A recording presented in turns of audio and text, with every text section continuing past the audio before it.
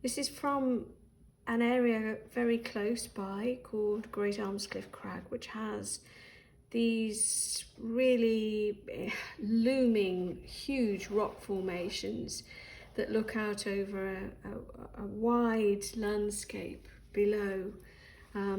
It's a really dramatic and historic kind of landscape, a really interesting place. And it can be quite stormy, actually. It's not far from civilization, but it's really quite exposed and quite stormy. So this is one of a series of paintings, a little series. There's a sister painting here, which is a slightly more abstracted one, but has very similar ideas. So I thought I'd talk about this one today. It comes originally from, as always with me, with doing the walks, and then from a series of kind of studies. These are sketchbook studies that I was doing, some of them up there and some back in the studio, and they're really kind of loose and rough, quite kind of coarse studies, but they're about getting a feel for the place and the weather, and I quite often collage parts of them. So by this point I was beginning to think about colour schemes. So you can see I've made notes about the kind of colour palette I'm going to use. So I'm mixing some of the colours and I'm just recording them, so I'm able to basically replicate colours when I want to.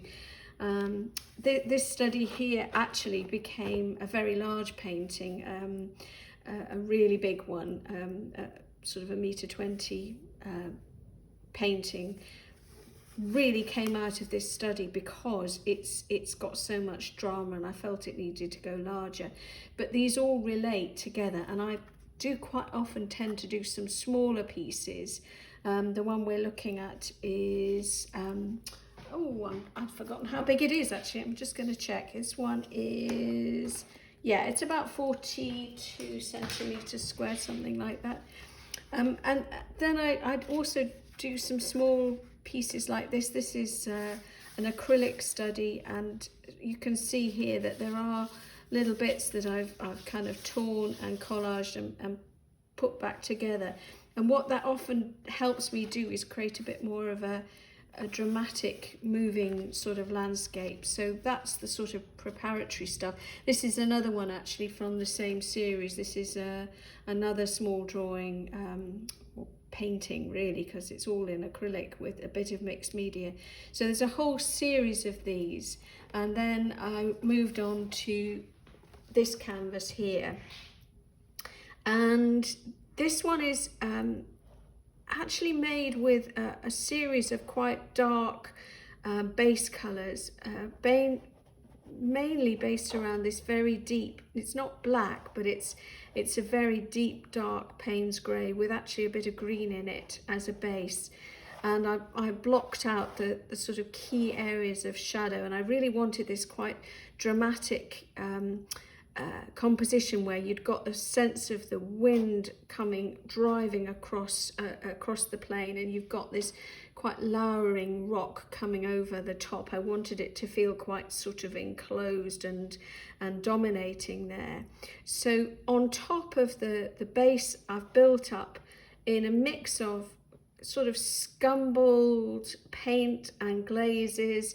And there's, again, as always with me, there's a lot of layers, there's a huge number of layers and lots of directional mark making. So you've got a sense of where there are grasses and scrubby, shrubby trees. And a lot of these are kind of carved through from one layer of paint to another. And then sometimes I'll glaze over the top again and carve through again. And you really do get quite a lot of depth. I particularly like to sort of emphasize some shapes in that way. I like this sort of sense of interesting line that you get by making sgraffito marks through a dark colour, particularly like here. I think that gives quite an interesting result, and it does really help with the drama and the sense of movement as well. So that's this painting. The other painting in this little group that I've got here is Ancient Whey, which is this one, and this is really comes from the same background entirely, but is a slightly more abstracted version, if you like. Lots of movement, lots of drama, still very much about a sort of stormy day, and you're looking out over the lowland beyond from above in this sense of in all these rocks.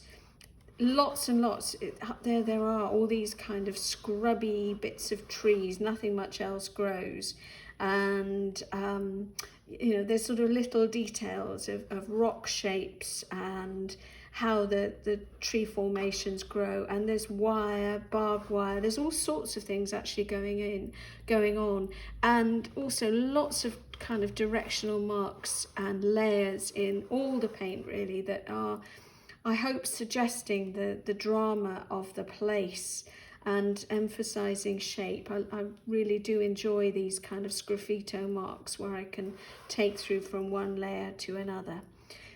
Anyway, so that is just a couple of my Great Almscliffe Crag paintings, and I hope you like them.